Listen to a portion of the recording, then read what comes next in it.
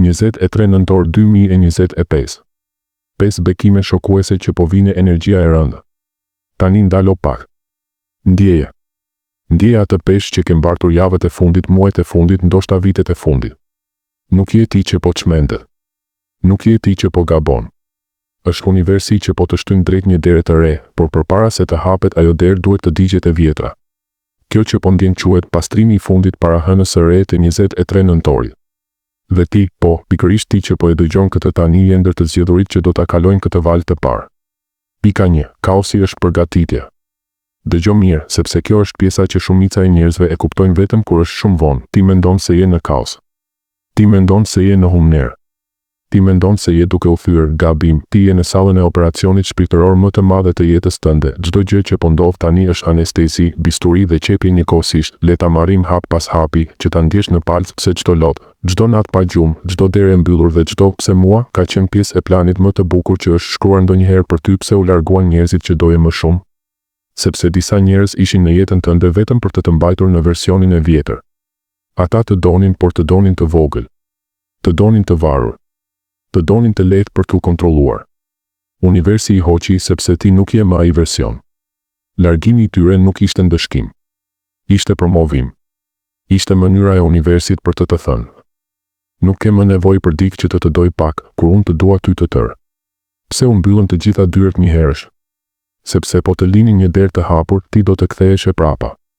Ti je tip i tillë, ke zemër të madhe dhe haron shpejt. Do të falje, do të haroje, do të pranoje më pak se ç'meriton.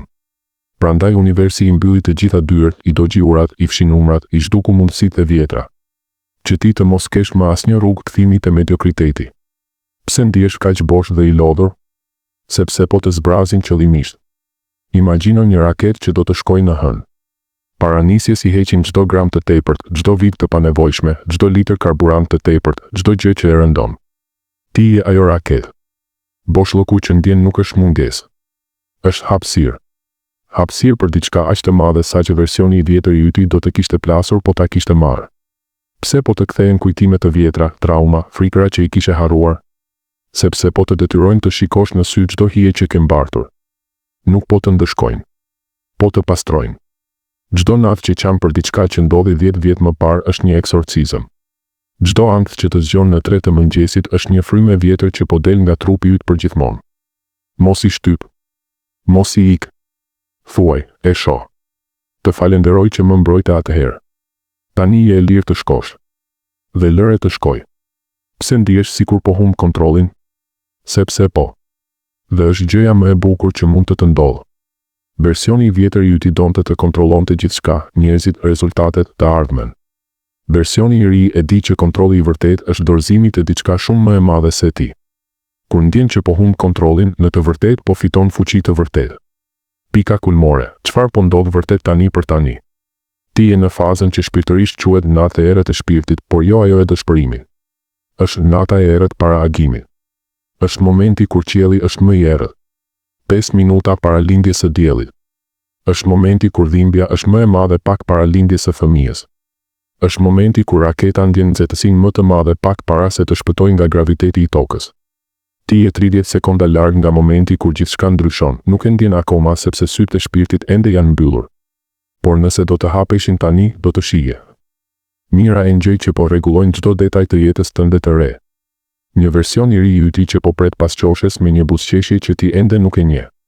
Dhe hënën e re të 23 nëntorit që po të shikon me krenari dhe po të thotë: më në fund je gati. Tani të lëshoj. Prandaj mos u dorëzo. Mos u kthe prapa.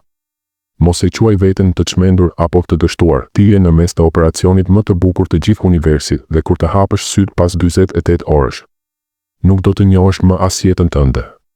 As pasqyrën.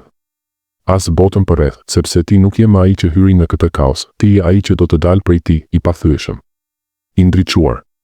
I destinuar, qëndro edhe pak. Vetëm edhe pak, sepse agimi yt nuk është afër, është këtu, tani. Pika 2. 5 bekimet kryesore. Dëgjo mirë. Ka një derë që po hapet pas shpinës tënde tani për tani. Një mundësi kaq e madhe sa që nëse do ta kishe ditur më herët, do ta kishe sabotuar vetë nga frika. Prandaj u mbajt sekret. Është një projekt, një kontratë, një ide, një ftesë, diçka që do të ndryshojë tërë trajektoren e jetës tënde. Dhe do të vi aq shpejt dhe aq papritur sa njerëzit do të thonë, si u bë kjo kaq shpejt? Përgjigja është, sepse ti ke paguar çmimin në heshtje. Bekimi, një ekspozimi dhe mbrojtja nga armiqt. Ti e ke ndier, apo jo? Atë ndjesin që dikush të do por njëkohësisht të uren në heshtje. Ata që të buzëqeshnin në fytyrë dhe të mallkonin pas shpine. Ata që të quanin miku im më i mirë dhe njëkohësisht xhelozonin çdo hap që bëje. Hëna e re e 23 nëntorit është dita kur maskat bien. Do t'i shohësh me sytë e tu. Do t'i dëgjosh me veshët e tu. Dhe më e bukura, nuk do të kesh nevojë të luftosh. Ata do të largohen vetë, sepse frekuenca jote e re do t'i djegë. Largimi i tyre nuk është humbje. Është diplomim shpirtëror. Bekimi 2 bollku financiar. Mjaft më me sa për të mbjetuar. Mjaft më me paraja vjen vetëm me vuajtje. Mjaft më me nuk jam i denjë. Një kanal i ri financiar po hapet tani për tani. Mund të jetë një pagesë e papritur, një investim që shpërthen, një biznes i ri, një trashëgimi, një ofertë që s'mund ta refuzosh. Por ka një çelës, duhet të heqësh dorën nga historia e vjetër, unë vuaj përpara. Çdo herë që e përsërit atë histori, e mbyll kanalin. Sot thuaj, unë jam magnet për bollët të lehtë dhe të shpejtë. Bekimi 3 marrëdhënie të linjëzuara. Nuk do të jesh më kurrë i vetmuar në mes të njerëzve. Ata që të shteronin, që të bënin të ndihesh i vogël, që të linin gjithmonë me një zbrazëti, po largohen për gjithmonë. Dhe në vend të tyre po vinë njerëz që të shohin vërtet. Shpirtra binjak, miq shpirtëror, ndoshta edhe dashuria e jetës kohet në frekuencën tënde të re. Nuk do të ketë më shpjegime të gjata pse ndihem kështu. Do të ketë vetëm, më në fund dikush që më kupton pa fjalë. Bekimi. 4 ndryshimi i identitetit, pika më e fuqishme. Ky është ndryshimi që i ndan të zgjedhurit nga të tjerët. Ti nuk je më personi që u zgjua një vit më parë. Ti nuk je më personi që u braktis, që u tradhtua, që u poshtërua. Ti je duke u rilindur. Versioni i ri i joti nuk ka më frikë nga refuzimi. Nuk ka më nevojë për miratim. Nuk ka më dyshim nëse je i mjaftueshëm. Ky version i ri ecën në dhomë dhe energjia ndryshon. Ky version i ri flet dhe njerëzit dëgjojnë. Ky version i ri do dhe universi i jep. Pika 3 dritarja 5 orëshe, koha më e fuqishme e vitit. Nga ora 00:00 deri në 05:00 të datës 23 nëntor, sipas orës tënde lokale, hapet një portal energjik që ndodh vetëm një herë në vit. Këto 5 orë janë dritarja e mrekullive. Çfarëdo që ti deklaron me zë të lartë brenda këtyre 5 orëve bëhet ligj në dimensionin shpirtëror. Prandaj mos e lë për nesër. Mos e lë për kur të jem gati. Ti je gati tani. Pika 4 afirmimet e plota. Thuaj se cilën 3 herë me zë të lartë, me pauza të gjata mes tyre, unë pranoj dhe marr shpërthimin tim madhështor që është krijuar posaçërisht për mua, tani, jo nesër, jo kur të jem gati, tani. Çdo energji, person, mendim apo besim që më ka mbajtur të vogël, ekspozohet plotësisht dhe largohet përgjithmonë nga fusha ime energjike, pa luftë, pa dram, me hir, tani. Unë heq dorë përfundimisht nga historia se paraja vjen me vuajtje. Unë hap kanal të ri financiar që më sjell para të lehta, të shpejta, të bollshme dhe të merituara, duke filluar nga kjo hënë e re.